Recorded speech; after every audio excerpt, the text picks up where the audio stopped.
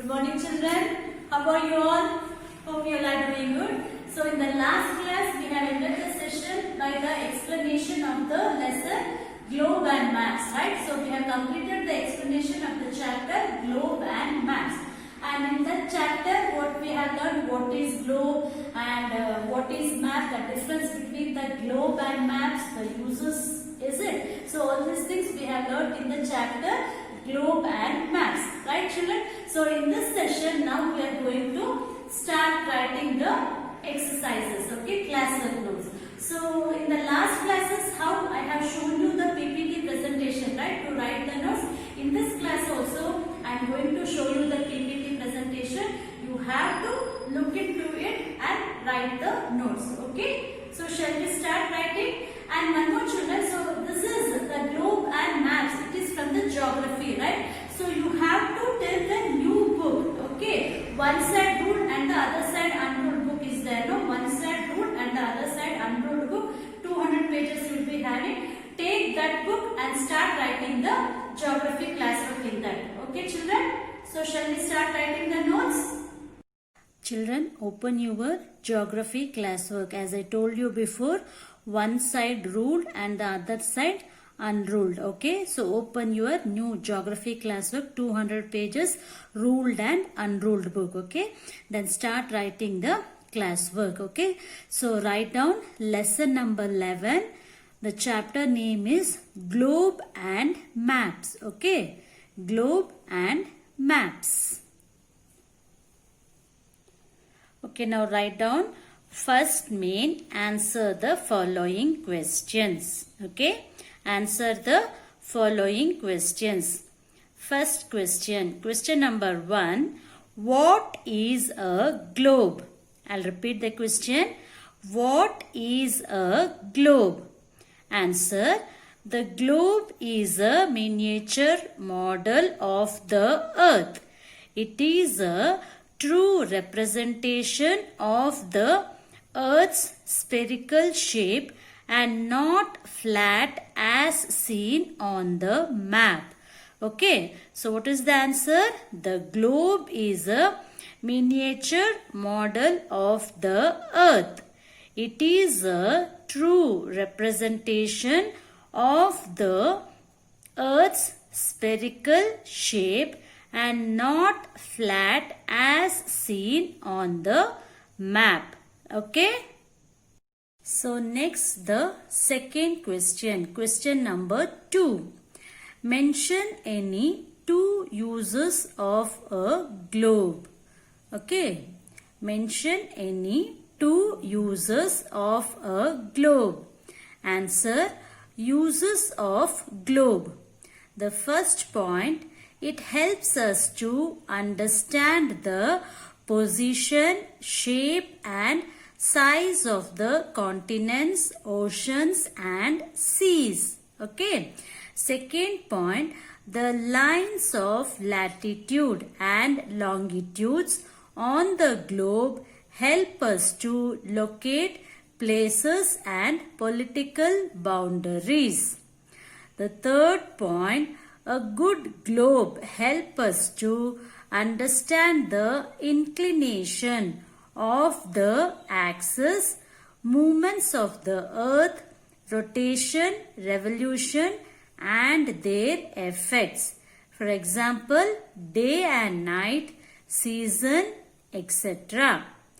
The fourth point, it gives us general information about the geographical features such as mountains, plateaus, plains, deserts, islands, rivers, etc. Okay children, so I'll repeat once again the answer. So what is the question? Mention any 2 uses of a globe. Okay, so the answer, uses of globe. The first point, it helps us to understand the position, shape and size of the continents, oceans and seas. The second point, the lines of latitude and longitudes on the globe help us to locate places and political boundaries. The third point, a good globe helps us to understand the inclination of the axis, movements of the earth, rotation, revolution and their effects. Example, day and night, season, etc. The fourth point, it gives us general information about the geographical features such as mountains, plateaus, plains, deserts, islands, rivers, etc. Okay, children, so write down neatly the uses of a globe.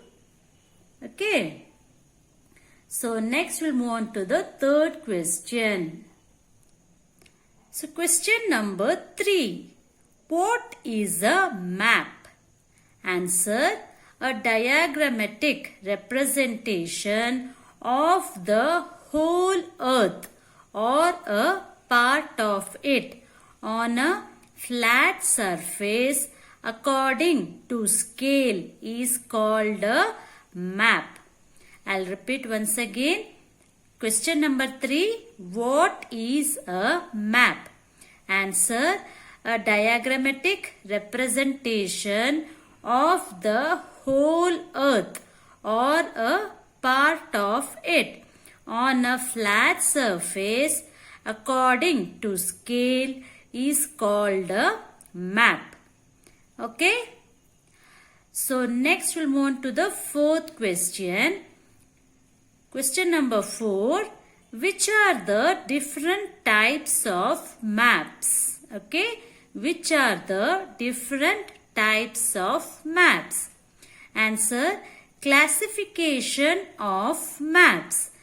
First, maps based on scale. So 1A, large scale maps, B, small scale maps. Okay. So the first classification is maps are based on scale. So A, large scale maps, B, small scale maps. Okay. So the second one, maps based on purpose. A, physical maps, B, political maps, C, distribution maps. Okay. So these are the different types of maps. I'll tell you the classification of maps. So the first is maps based on scale. Under that we have two classification again. 1, A is large scale maps, B, small scale maps. Okay. Then the second one, maps based on purpose. A, physical maps, B, political maps, C, distribution maps. Okay. So these are the different types of maps. Okay. So next we'll move on to the fifth question. Okay. So question number 5. Mention any 2 uses of maps. I'll repeat the question. Mention any 2 uses of maps. Answer, maps help us in many ways. Okay. So the first, maps helps us to locate places like towns, cities, districts, states, countries and continents. Second point, they show the physical features such as mountains, plateaus, plains, coastal areas, islands, etc. The third point, they help us to know the major routes of transport such as roads, railways, etc. The fourth point, they help us to understand the distribution of crops, minerals, industries, etc. Okay, so these are the uses of maps. I'll repeat once again. Maps help us in many ways. So which are they? The first one, maps help us to locate places like towns, cities, districts, states, countries and continents. The second, they show the physical features such as mountains, plateaus, plains, coastal areas, islands, etc. The third point, they help us to know the major routes of transport such as roads, railways, etc. Okay. The fourth point, they help us to understand the distribution of crops, minerals, industries, etc. So these are the uses of maps. Okay, children? So next we'll move on to the sixth question. Okay. So what is the sixth question? Question number 6. What is an atlas? Okay, I'll repeat the question. What is an atlas? Answer. The collection of various types of maps bound as a book is known as an atlas. I'll repeat the answer. The collection of various types of maps bound as a book is known as an atlas. Okay? So atlas is a collection of various types of maps, is it? In atlas we have different types of maps. So which is bound as a book is known as an atlas. Okay? Next we'll move on to the seventh question. Okay, so what is question number 7? What is scale? Okay, I'll repeat the question. What is scale? Answer. A scale is a ratio between the distance on the map and the corresponding distance on the ground. Okay. Answer. A scale is a ratio between the distance on the map and the corresponding distance on the ground. Okay. So write down neatly question number 5, 6 and 7. Okay. Next we'll move on to the question number 8. So question number 8. What are geographical symbols? I'll repeat the question. What are geographical symbols? Answer. Geographical symbol is a sign that stands for an object and are used widely in maps to give information. Okay. Geographical symbol is a sign that stands for an object and are used widely in maps to give information. Okay. So next we'll move on to the 9th question. Okay. So question number 9. What are the major components of a map? I'll repeat the question. Which are the major components of a map? Answer. The basic components of map are first title, second scale, third latitudes and longitudes, fourth direction, fifth one index or key. Okay, so question number 9.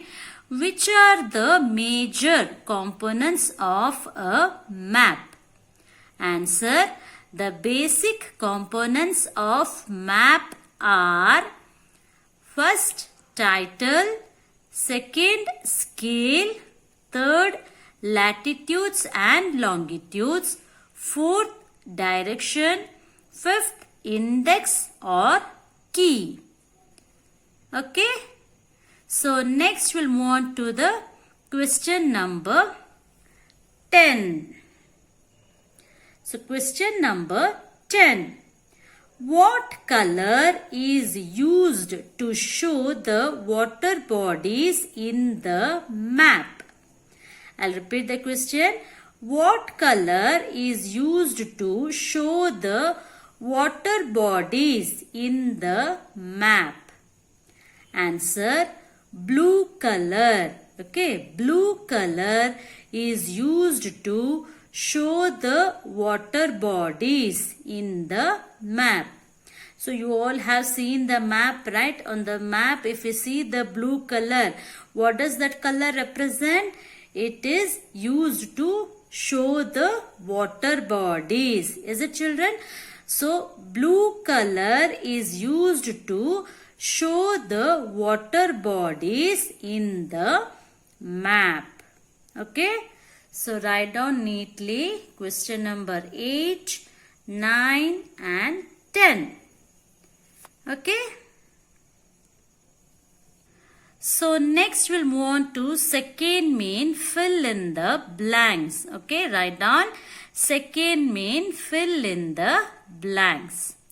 The first question, the science and art of map making is known as dash.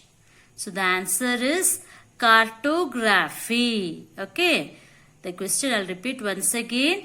The science and art of map making is known as cartography. CARTOGRAPHY. Okay. So this cartography is the science and art of map making. Okay. So it is known as cartography. Second one, dash color represents the hills and lower parts of mountains in the map. So it is brown color. Okay. Answer is brown. Brown color represents the hills and lower parts of mountains in the map. Okay. So next we'll move on to the third question. To locate a place on the map, we have to know the dash and dash. The answer is latitude and longitude. Okay. So to locate a place on the map, we have to know the latitude and longitude. So next question, fourth one, large scale maps represent dash. The answer is small areas. Okay. Large scale maps represent small areas. Question number 5. The scale given on the map helps us to know the dash between two places.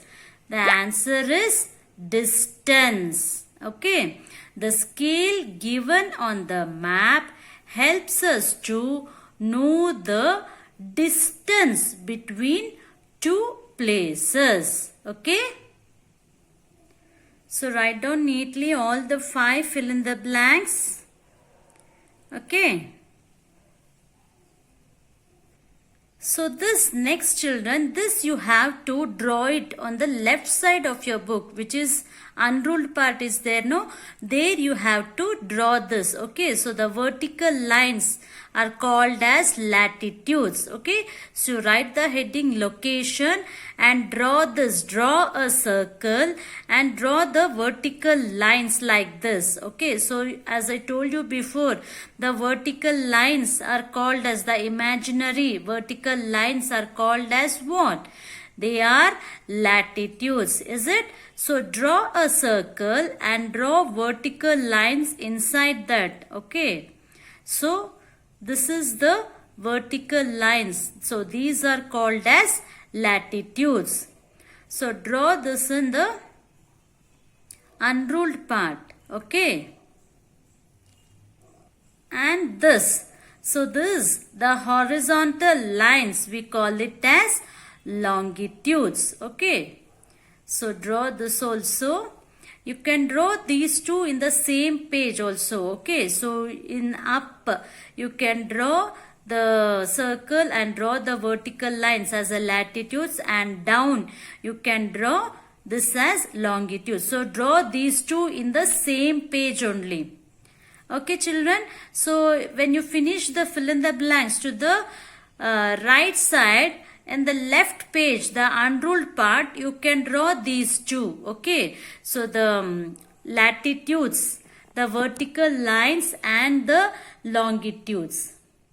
So these are called latitudes. So draw a circle and draw the vertical lines like this. Okay, so you have to draw these both in the same page. Okay, so the latitudes, the vertical lines are called as latitudes and the horizontal lines are called as longitudes. Okay, so here we have finished our classwork part of the chapter Globe and Maps. Okay children.